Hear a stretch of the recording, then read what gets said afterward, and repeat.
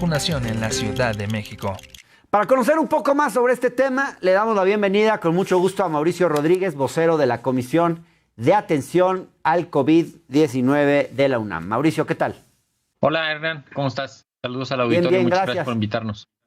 Gracias a ti, Mauricio. El gobierno de la Ciudad de México informó que se encuentra en tercer lugar en porcentaje de población vacunada en una lista de 9 grandes ciudades del mundo. Hasta ahora, 98.7% de la población ha recibido al menos una dosis, según los datos del gobierno de la ciudad. ¿Cómo interpretas esto? ¿Cómo calificas hasta ahora los niveles de vacunación aquí en la capital del país? Sí. Bueno, ha sido muy importante. No olvidemos que durante la epidemia más o menos 1 de cada 4 casos han ocurrido en la zona metropolitana de la Ciudad de México.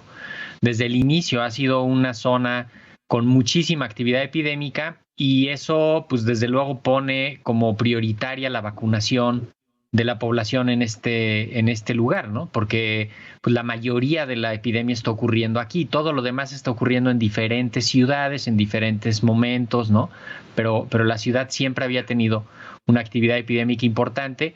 Se han concentrado acciones de vacunación gigantescas aquí en la ciudad. Hemos visto unos macrocentros de vacunación, prácticamente no se han parado más que 1 o 2 días y se han alcanzado estos niveles de vacunación de mayores de 18 años muy buenos, lo que nos da una protección general de esa población, que nos da hasta cierto punto algo de confianza para poder pues enfocar las medidas de prevención y el cuidado en las personas que no estén vacunadas y en las personas vulnerables, que esa es la etapa que está comenzando ahorita, ¿no? Hay que enfocarnos en proteger a los que todavía no se vacunan y a los más vulnerables dentro de las actividades que se van reanudando.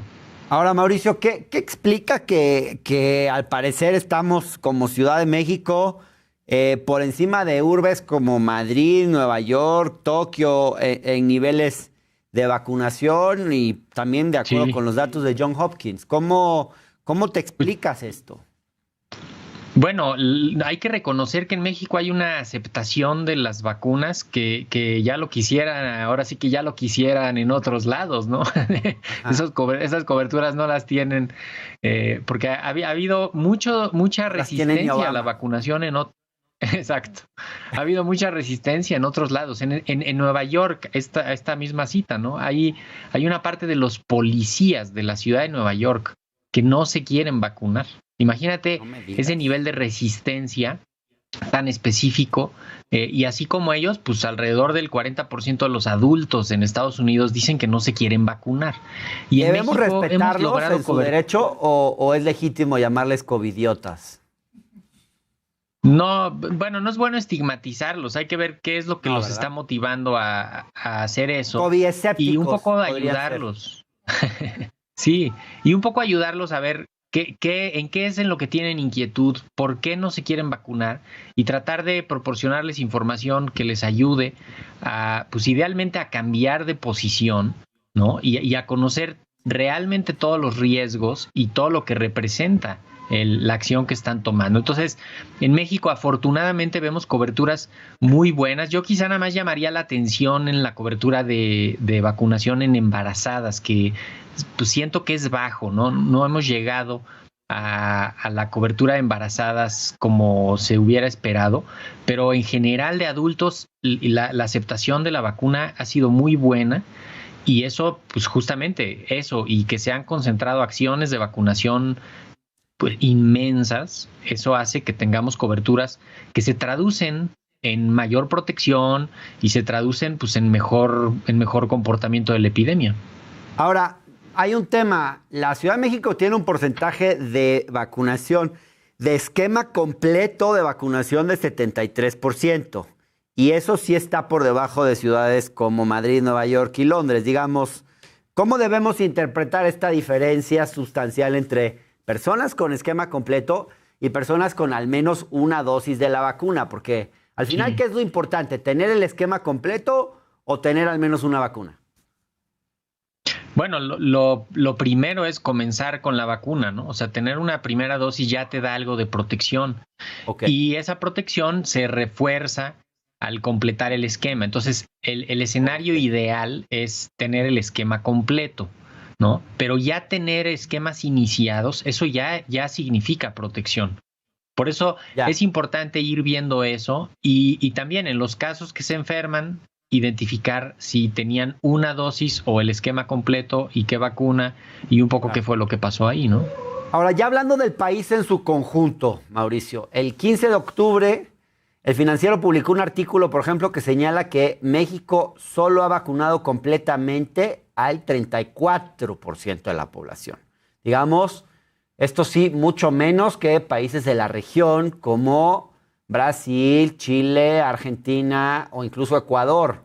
¿Qué opinas al respecto? ¿Por qué México ha vacunado un porcentaje menor de su población que otros países latinoamericanos, como estos que acabo de mencionar? Sí. Bueno, quizá hay que ver la población blanco, ¿no? O sea, donde la población que se pretendía vacunar para estas fechas o en la que se concentró la primera acción de vacunación, que son los mayores de 18 años. Obviamente, los menores de 18 años, que representan mucho en la población, esos no se han vacunado, se van a tardar en vacunar y esos siempre te van a estar haciendo ver esta figura de la población general como no vacunada, ¿no? Vas a tener a toda esa población no vacunada. Entonces, si pensamos en toda la población, pues algunos países le dieron prioridad o pudieron empezar a vacunar a otros grupos. Por ejemplo, Chile avanzó con la vacunación de menores con la información que ya tenían, con la vacuna de Sinovac que les dieron, y en otros han estado avanzando. Así también, pues, influye la cantidad de población que tienes, ¿no? O sea, México está entre los primeros 10 países que más dosis de vacunas ha aplicado. Entonces, pues sí, si tienes una población pequeña, lo más probable es que vayas a empezar a llegar a tu límite de aceptabilidad y a empezar a tener coberturas muy buenas. De cualquier manera, pues siempre se antoja poder avanzar en lo que se pueda en la vacunación y que eso se traduzca en protección a la comunidad. Claro. Por último, Mauricio, ¿qué tienes que comentar sobre la vacunación a jóvenes de 12 a 18 años? Ha sido un tema polémico. Sí, ha sido un tema polémico. Definitivamente la epidemia no impactó a ese grupo de edad con la misma fuerza con la que impactó a los mayores de 18, incluso a los mayores de 40, ¿no? Entonces, el nivel de prioridad que se le ha dado a ese grupo pues ha sido diferente al que vimos con los grupos que estuvieron muy fuertemente afectados. Entonces, ahora en la etapa en la que estamos es que se está abriendo el registro para iniciar la vacunación de los de 12 a 17 que tienen alguna comorbilidad, porque precisamente en ellos es donde se ven los casos más fuertes de COVID. Definitivamente va a haber que avanzar lo más que se pueda en vacunación a adolescentes y en cuanto pudieran estar las vacunas a los infantes, para ir rompiendo la cadena de transmisión e ir protegiendo lo más que se pueda a las comunidades, pero siempre con este enfoque de prioridad de los que están más afectados primero, o los que tienen más riesgo de complicaciones primero. Porque no hay que perder de vista, Hernán, que las vacunas no alcanzan, ¿sí? Las vacunas, ahorita, por ejemplo, hay países que todavía no completan esquemas, que todavía no empiezan, que les están llegando muy pocas vacunas. Estados Unidos cambió su prioridad de cuando menos Pfizer para surtir al resto del mundo con sus vacunas o no. Entonces hay muchos otros factores que juegan para tener la disponibilidad de las vacunas. Ningún otro fabricante ha querido registrar aquí en México para adolescentes su vacuna, ¿no? Y en otros países ya buscaron, por ejemplo en Chile, Sinovac, repito, ya tiene registro para uso de emergencia en adolescentes y en menores, pero eso no lo han venido a buscar a México ellos, y eso no lo puede hacer más que el fabricante de la vacuna.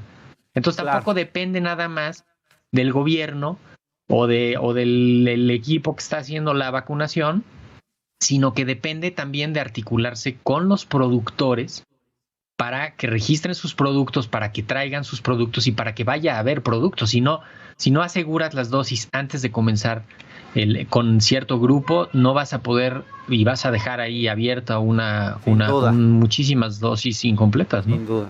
Claro, Mauricio, muchas gracias por esta conversación, como siempre. Igualmente, Hernán, un abrazo. Un abrazo por nuestra parte es todo, les agradecemos su atención y los esperamos mañana con más análisis.